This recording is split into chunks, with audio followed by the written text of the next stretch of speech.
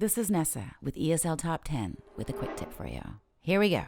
I want you to pay attention to the next 3 sentences and tell me which one is different grammatically. I'm not talking about verb tense, but something else. Here we go. Number 1. Hero called me yesterday afternoon. Who called me? Number 2. Police have arrested 2 suspects in last week's bank robbery. Who arrested them? And the film E.T. was directed by Steven Spielberg in the 1980s. Who directed the film? Did you catch that the third sentence was in the passive voice? Why? Because the subject of the sentence, the movie E.T., didn't actually do the action.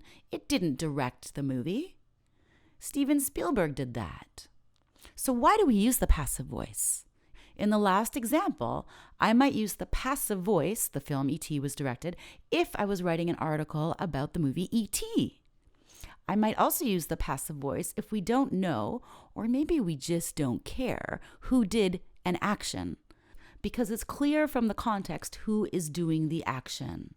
Here's a sentence we all use in the passive all the time that you might not even know. Here we go. You ready? I was born in Eastern Canada. This sentence is actually in the passive voice. What I'm saying is that my mother, and of course it's my mother, not my father or my grandmother, gave birth to me. She had me in Eastern Canada. I was born, I was had by my mother in Eastern Canada. To wrap up, I want you to remember that the passive voice isn't just used to spice up your English.